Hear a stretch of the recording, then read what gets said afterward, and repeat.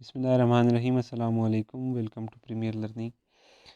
Students, आज question number 7 है review exercise 2 का। Find the quadratic equation whose roots are multiplicative inverse of the roots of 12x² - 17x + 6 is equal to 0। ऐसी quadratic equation find करें जिसके roots जो हैं वो इस इक्वेशन के, ये जो क्वाड्रेटिक इक्वेशन है इसके मल्टीप्लिकेटिव इनवर्स के इक्वल हैं। ठीक है, तो हम सबसे पहले तो इसके रूट्स फाइंड करेंगे।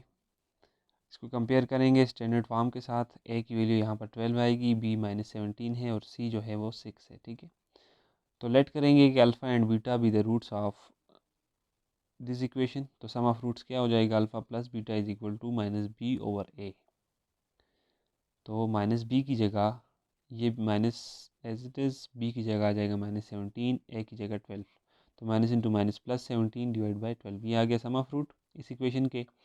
और product of root alpha dot beta is equal to c over a, that is equal to c की जगह आ जाएगा 6 और ए की जगह आ जाएगा 12। तो ये आ जाएगा 1/2। 6 1 6, 6 2 12। तो प्रोडक्ट ऑफ रूट आ गया 1/2 और सम ऑफ रूट आ गया 17/12। अच्छा जी, as one by alpha and one by beta are the roots of required equation.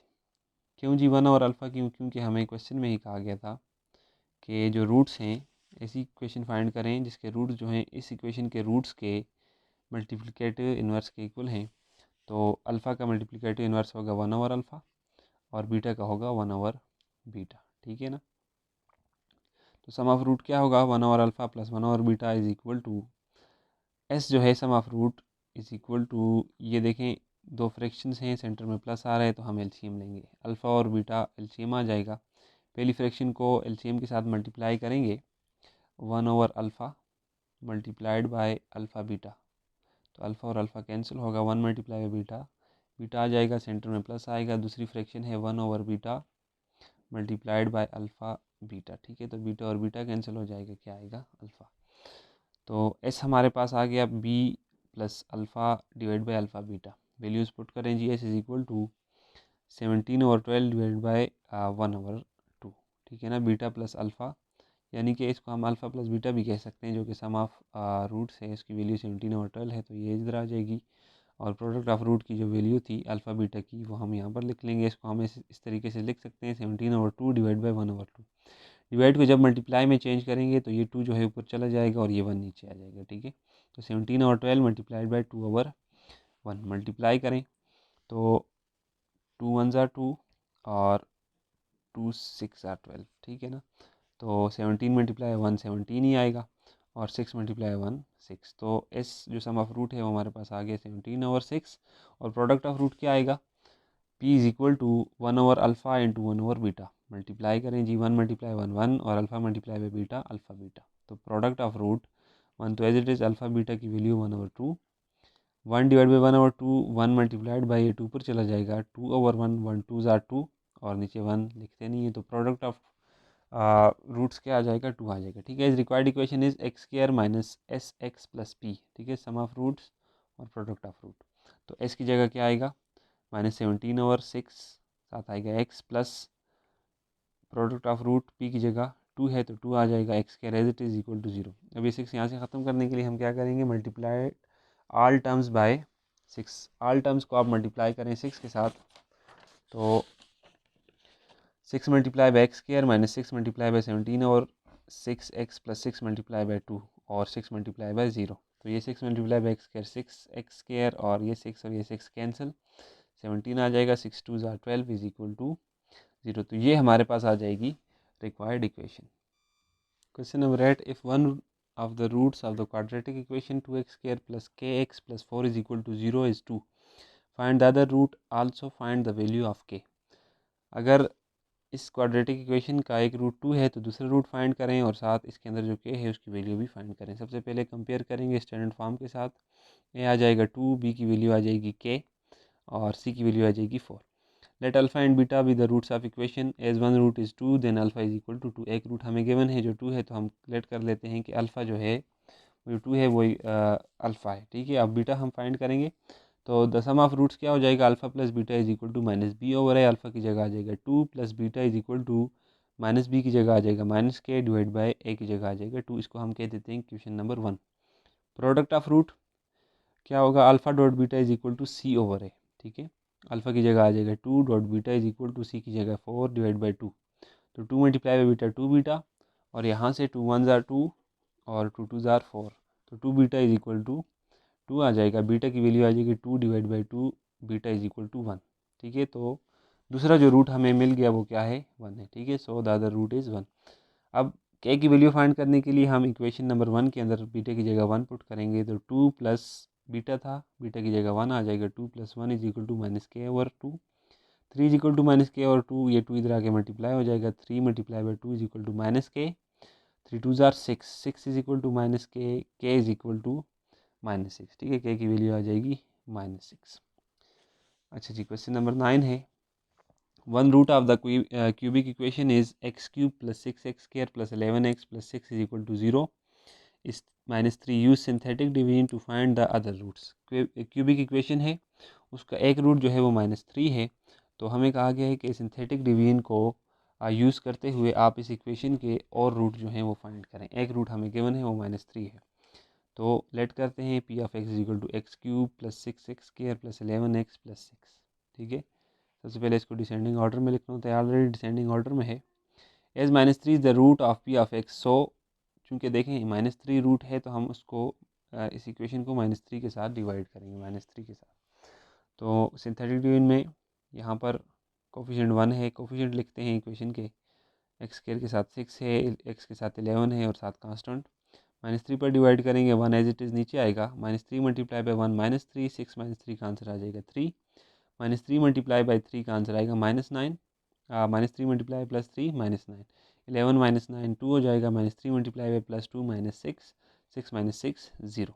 अब हमारे पास क्वेश्चन क्या आया, क्यू ऑफ एक्स 1 3 और 2, इसको लिखें इक्वेशन की फॉर्म में, तो ये आ जाएगा x square plus 3x plus 2, और ये जो 0 है वो हमारे पास आ जाएगा, रिमाइंडर आ जाएगा। ठीक हो गया। अच्छा जी,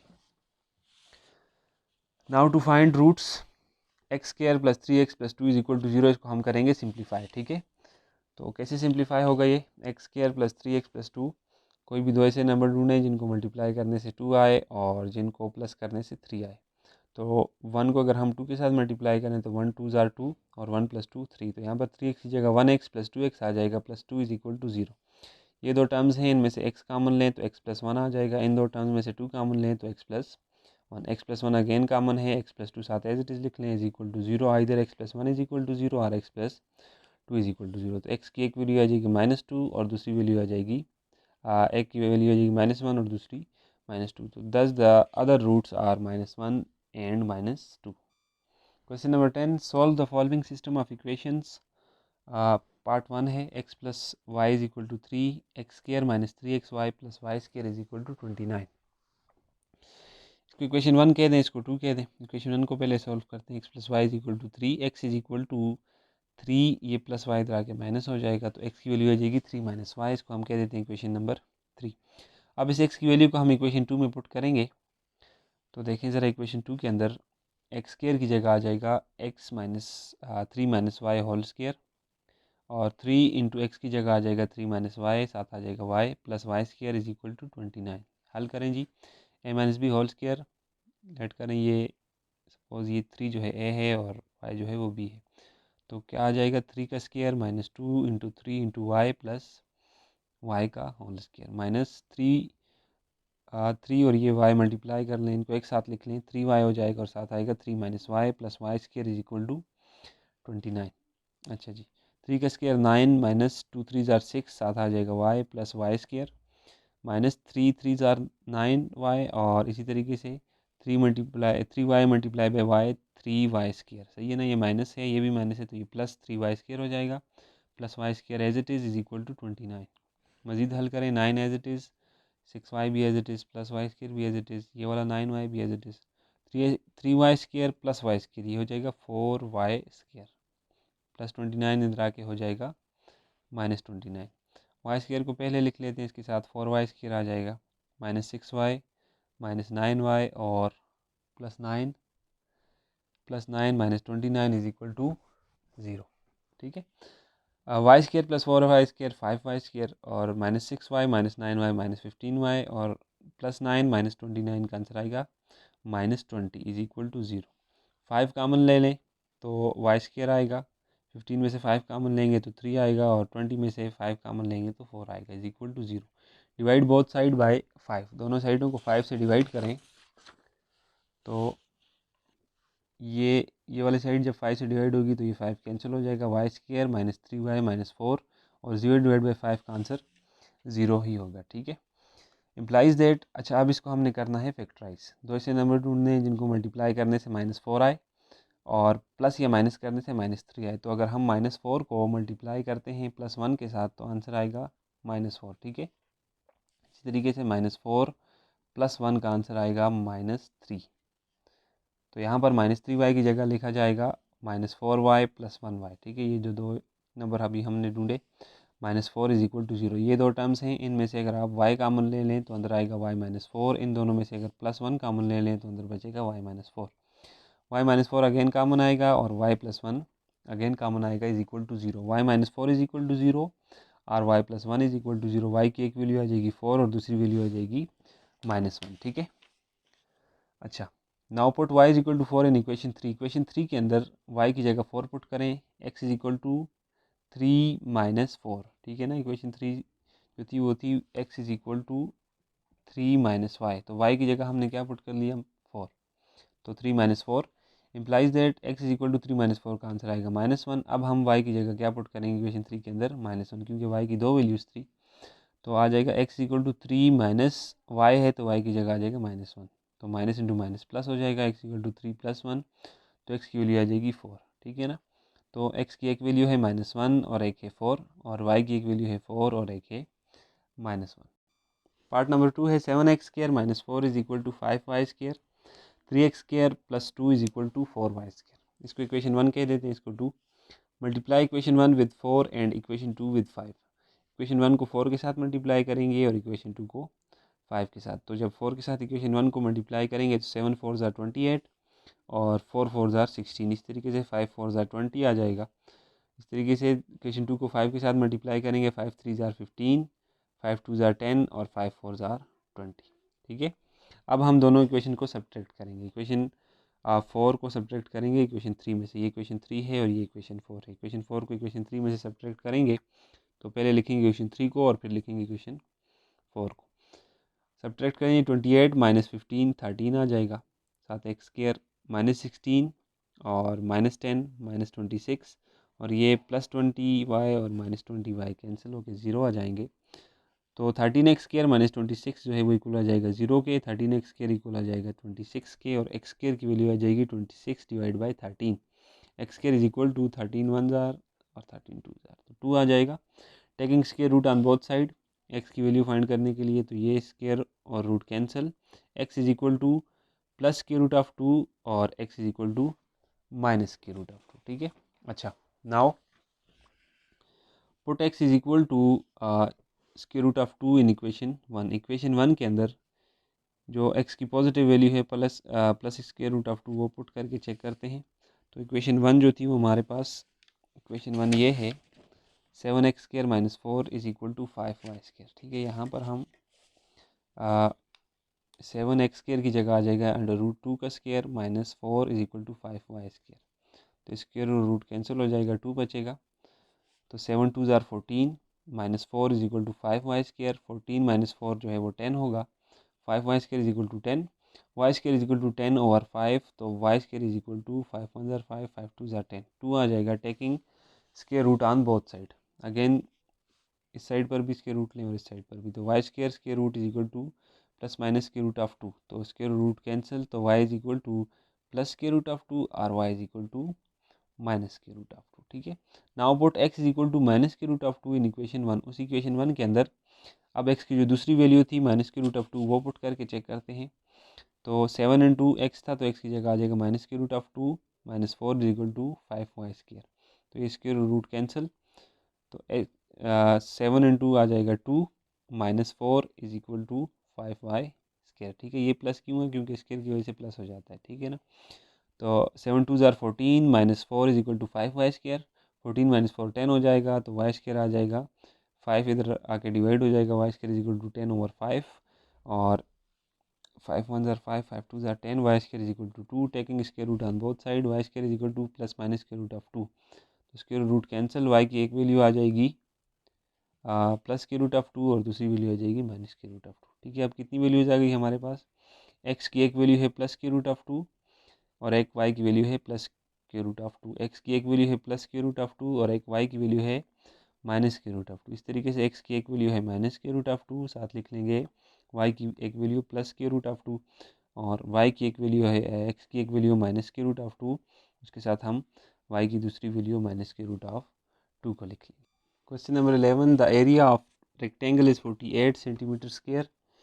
If length and width are each increased by 4 centimeter, the area of larger rectangle is 120 centimeter square. Find the length and width of the original rectangle.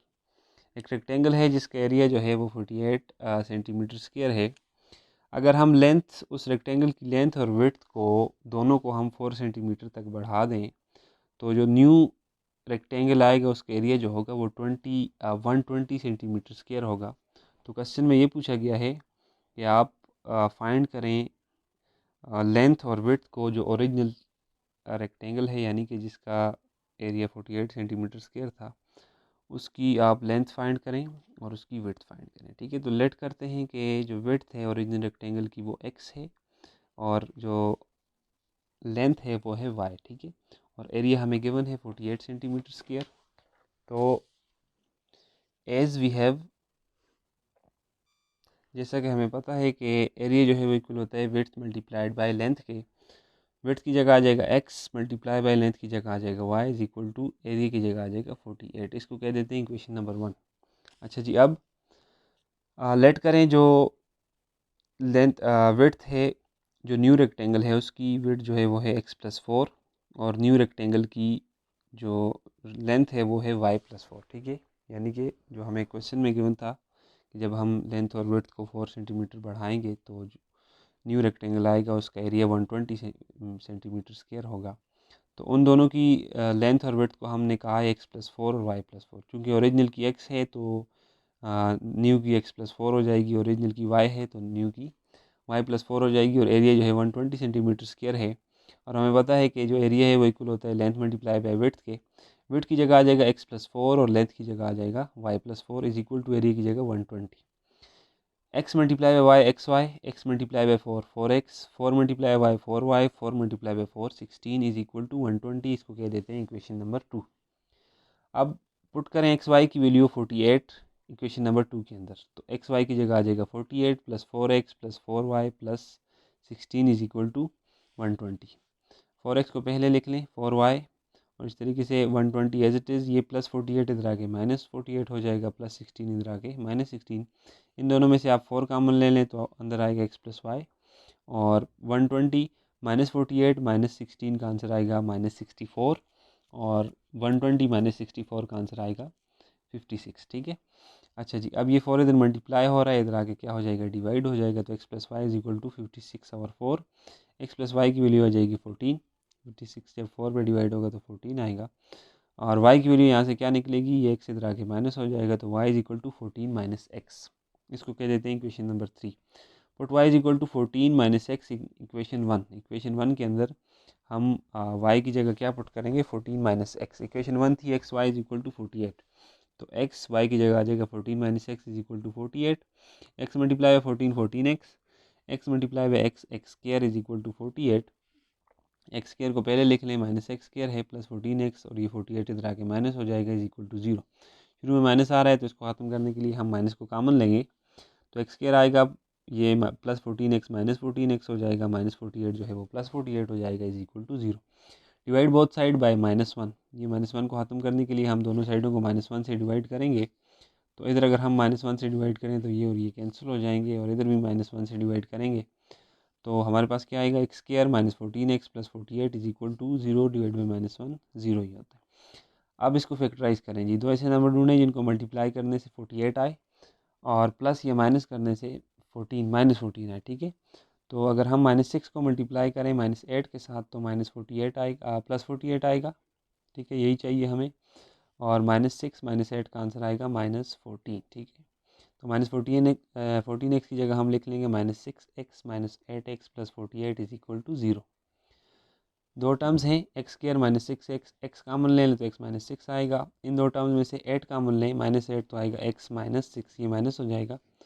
x -6 again common है और x -8 को साथ as it is लिख लें =0। Either x -6 = 0 और x -8 = 0। x की एक value आएगी +6, एक आ जाएगी +8। नाउ पुट x = 6 इन इक्वेशन 3।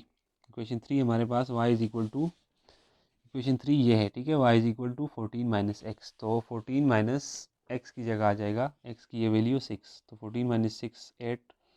इस तरीके से विड्थ जो है वो हमारे पास आ जाएगी 6 सेंटीमीटर और लेंथ जो है वो आ जाएगी 8 सेंटीमीटर, ठीक है। x की वैल्यू 6 है और विड्थ जो है चूँकि 8 आई है तो y की हम वैल्यू 8 लेंगे और x की वैल्यू जो है वो हम लेंगे 6 लेंगे, ठीक हो गया।